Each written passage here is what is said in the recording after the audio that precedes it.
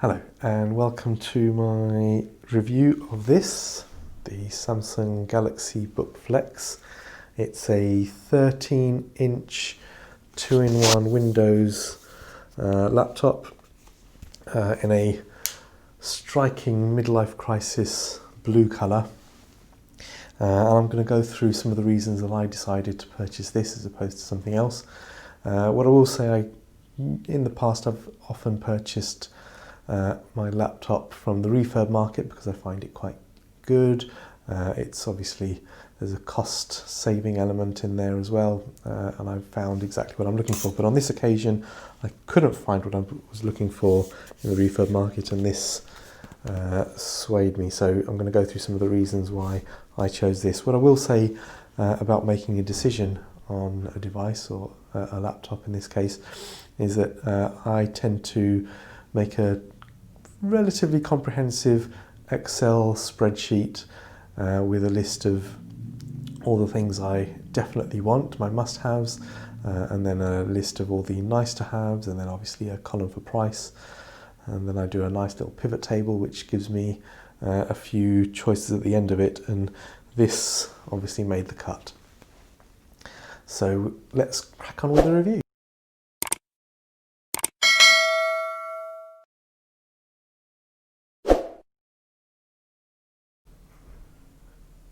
Okay, so I'm going to go through the reasons why I chose this particular device as opposed to a different one.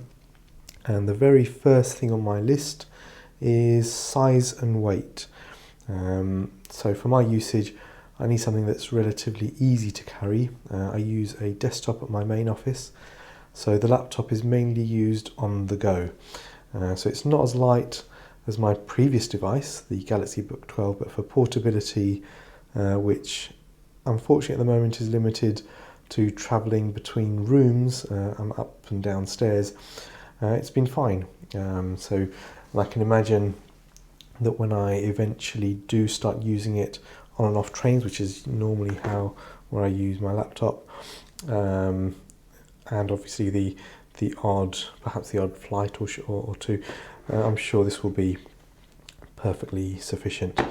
So yeah, I mean, you can get the specs of what the weight is and everything, but for me, just carrying it and the form factor, being a 13-inch convertible laptop is what I was looking for.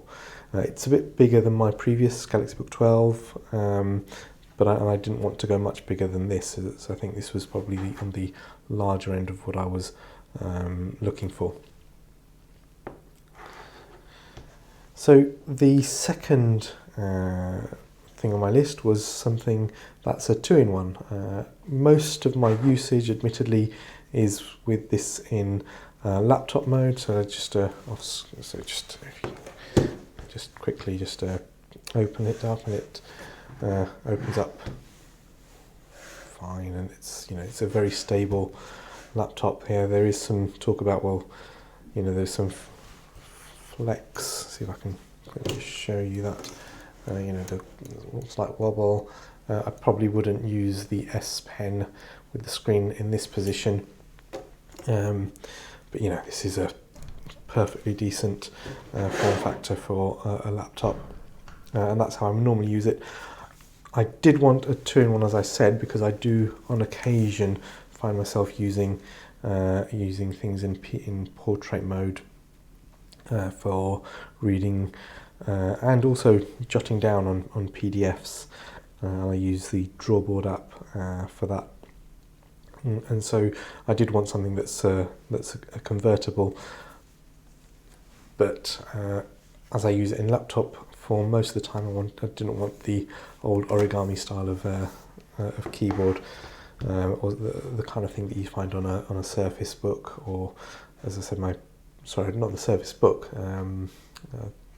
whichever Surface is the one with the origami style keyboard. The third thing on my list was decent power. I wanted something, so this has got an i5 processor, 8 GB of RAM, 512 gigabytes of storage, which is more than enough for me. Really, most of my storage is cloud-based, and I don't need a power-hungry gaming or video editing device. But saying that, this is by no means underpowered. My previous device sometimes struggled with heavily edited Word files and very big Excel files, or having several Excel and Word files open at once, or when you're converting a large Word file to a PDF or something like that, it would struggle. But for the stuff I've needed it for, this hasn't struggled at all. It's handled everything pretty well. Okay, so for the fourth requirement, I thought it might be worth showing you what I typically carry in my bag. And the fourth requirement that I had was USB-C charging, so the ability to charge and do everything via USB-C. And I'll take this opportunity firstly just to show you quickly the ports, or as people call it, the I/O. So on this side you've got a speaker grill, that's just some sort of heat sink, I think, I'm not really sure. That's the power button. I actually haven't used the power button.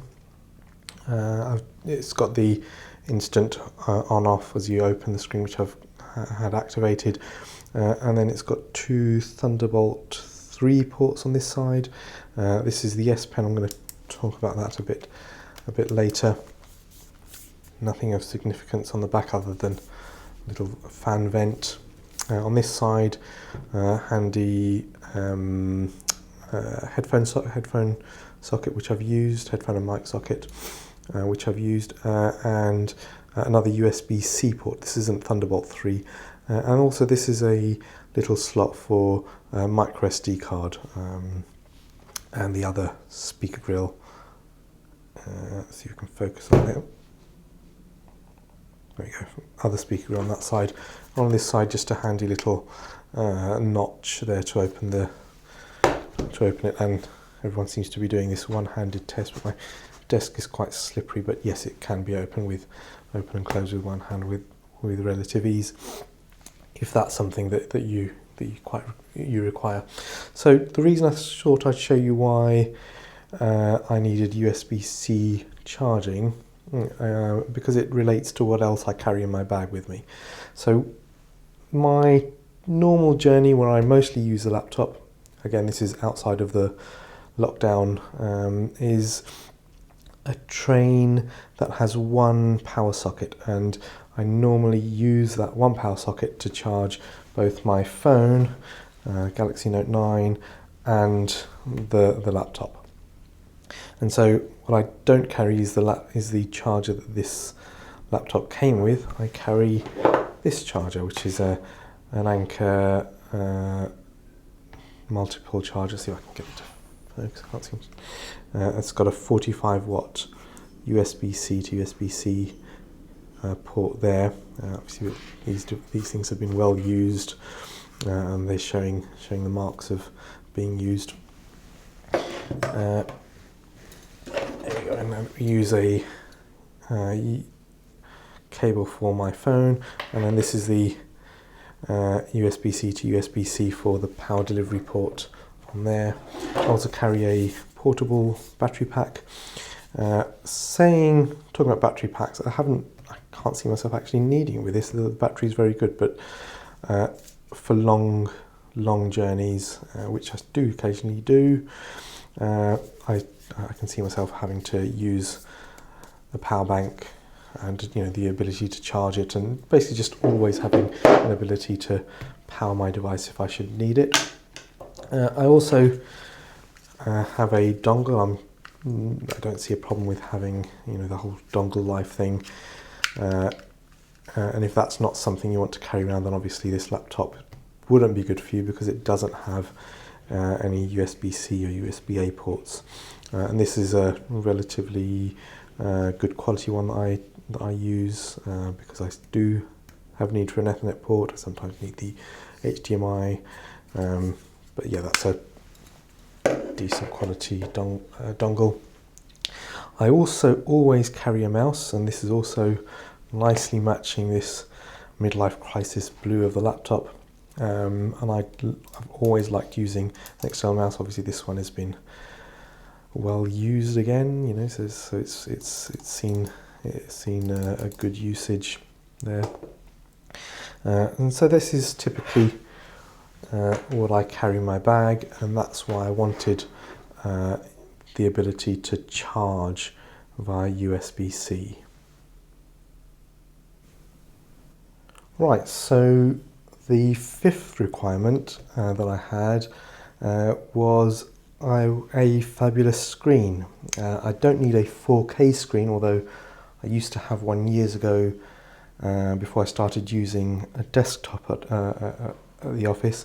I had a Dell XPS 15, but for this I wanted one of the best screens in this form factor, but not necessarily a 4K screen, because I don't think a 4K screen translates well into this small screen size.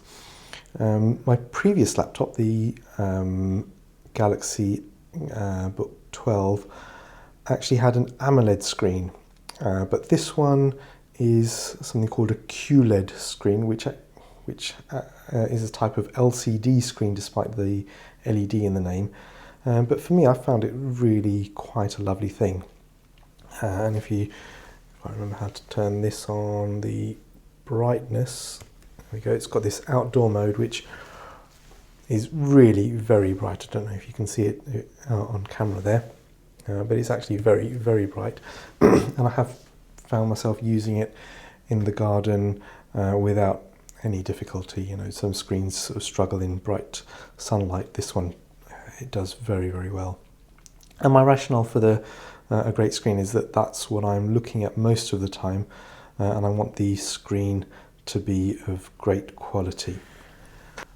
Okay, so my sixth requirement, which is actually possibly the reason I finally made the decision to get this one as opposed to something like the Dell XPS 13 or other 13-inch 2-in-1s, was this little thing on the side here, which is the well-known S Pen.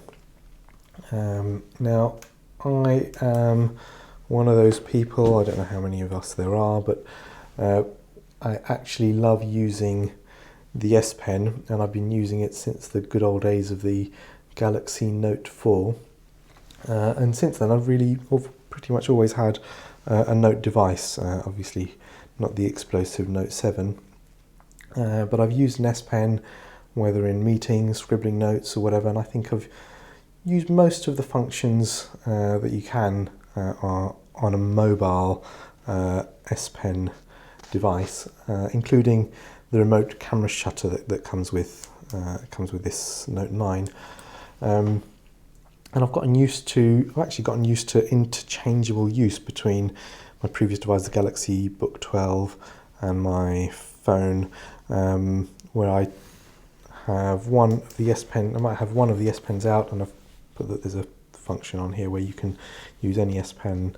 This does recognise, so you can start scribbling with this one, and obviously you can use the S Pen from here on this without difficulty, and it does have quite a few functions that translate very well between both devices. So to illustrate that, I thought it might be good to show you some of the things that you can do with this. And so now look, of using the S Pen from my Note, so I can use whichever S Pen is close to hand, and I can click close to there, and you'll get the recognisable choices on there, so you can create a note and view your current notes. Smart Select is the one I most use. Screenwrite is something else I use. Live Message is nice, you might use it a few times. I don't seem to use that very often. My kids seem to love that one because it's actually quite cool. But yes, you can use either S Pen on either device, and I find that function to be very useful for the things that I use it for. Okay, the last absolute must requirement that I had was a decent keyboard, and this one I find is actually, it meets the spec that I wanted. My previous device, as I said, the Galaxy Book 12, had a really weird origami style keyboard that was close to impossible to use on a lap, but typing at a desk was good enough. Most of my interaction with this device is going to be with the screen and with the keyboard, so I wanted both the screen and the keyboard to be of decent quality. And it's not got huge travel. It's certainly not as good as my desktop,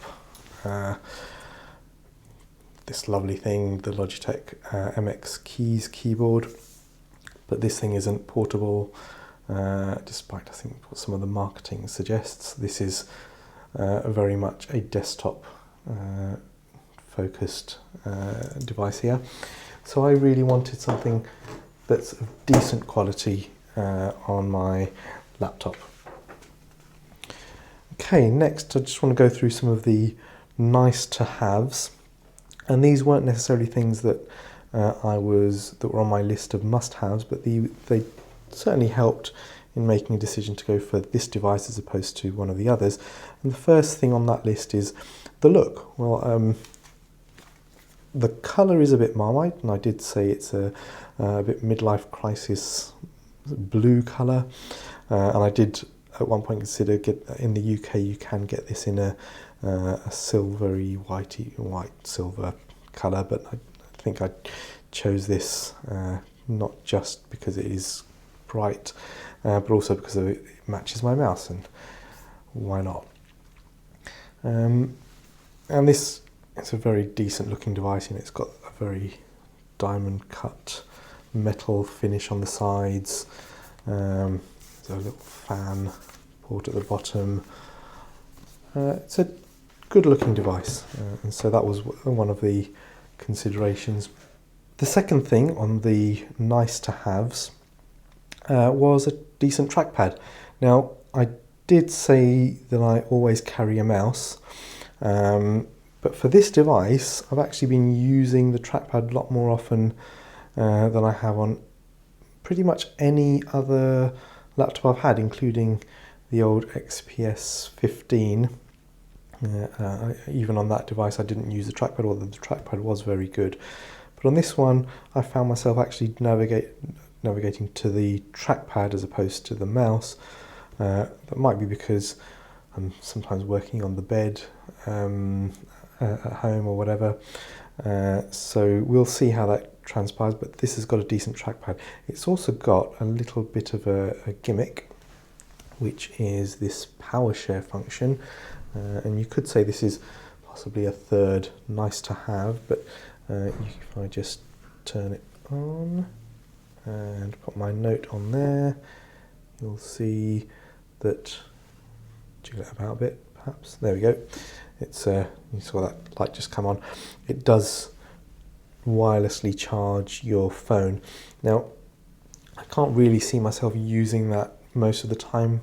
Maybe if I'm on a train, I'm just using the screen to watch some content, I might use that, because once you've got your phone on there, you can't use a trackpad, and certainly using the keyboard becomes a bit awkward. You're going to put your palm on your phone and then type? I don't think so. So really, it just the Powershare function is a nice little gimmick, but once you're using it, it pretty much rules out using all of this space.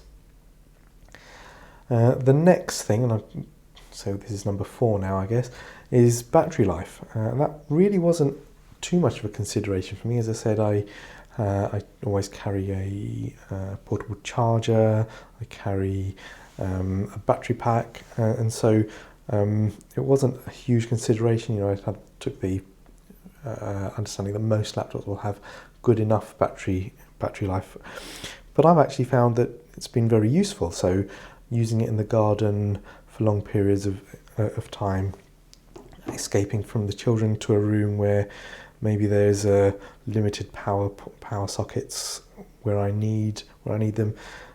this has been actually very good to be used on long periods of times without having to charge it.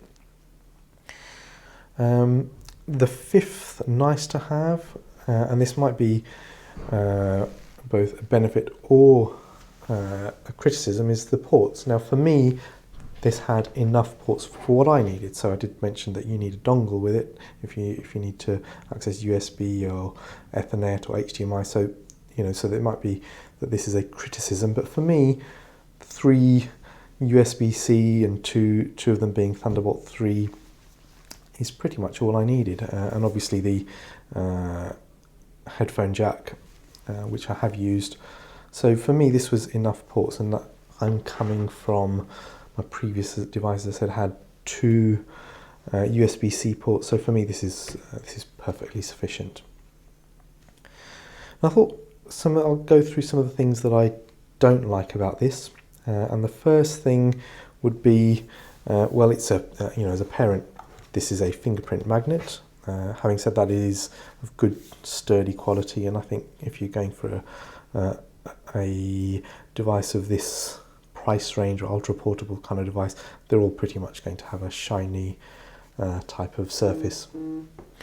The next thing that I possibly don't like is when you see it's got this AKG branding on it, which suggests it's going to have great speakers, but unfortunately it doesn't. The speakers are pretty mediocre. I haven't really needed to use them, so for me that wasn't really a consideration. But if you're looking for something with great AKG quality speakers, I don't think this is the device for you. The final thing that actually has been my biggest gripe on this is the webcam. And so that tiny little thing, let's see if I can show you, you probably can't even see it, it's so small, but there's a tiny little thing sitting up the top there. I mean, it's better than, I think there was an old XPS Dell device that had a little webcam in the corner here, which is next to useless, and all you're doing is looking up your nose. But for me, this has been the biggest gripe, is that the webcam is, well, it's pretty abysmal. Now, I hadn't accounted for this when making my decision. It wasn't even on my list of things I need, and I would base that because in my previous device, the Galaxy Book 12, I don't think I ever used the webcam, despite it having a much better webcam than this one. In fact, it had 2 cameras, so one on the back because it was more of a tablet than a laptop, and the front-facing camera on that device was very good indeed. However, as we've seen in this lockdown world, webcams have become absolutely critical, and most of my video calls, fortunately, have been from my desktop with a decent webcam, and then other calls I've been using my phone with. It's obviously got a decent camera, and there's the ability to attach an external camera to this if you want to. But it's not totally unusable. Of course, it's perfectly usable, perfectly respectable as far as webcams go. But I would say that that's probably its Achilles heel, is that the webcam is very much on the low end as far as webcams are concerned. Okay, so to summarise, this has been a good purchase for me. I've enjoyed using it, and at the moment I haven't had the opportunity to use it on travels because of the whole lockdown situation, but I have been using it at home. I haven't used it here in the office as I use my desktop, and it's been a good experience. As I said, there's some of the letdowns, such as the camera, and then there's things that are great, things like the battery life. Now, being at home, battery life isn't necessarily a concern, but it's actually been good to be able to use it for long periods in the garden and places where around the house where there isn't necessarily a charger. And if I need to escape to a room where the kids aren't, then finding a plug port might be a bit of a challenge. One of the considerations, as a parent, it is going to get fingerprint marks and things, but it's a solid build quality, so it's definitely got that going for it in terms of its parenting suitability. It's available from Amazon or Samsung website. I'm sure, I think that's where in the UK, John Lewis as well. I purchased it from Amazon because it was just the best place for me at the time. And let's, I think, it'd be good to hear some of your comments and maybe perhaps a discussion on things that you might look for as a parent or as someone in the business world or as a professional. What things you're looking for in a laptop, and also, these things are obviously very versatile. So they're very useful for work, but also as entertainment devices. So it'd be good. Let's hear your comments below. Thank you.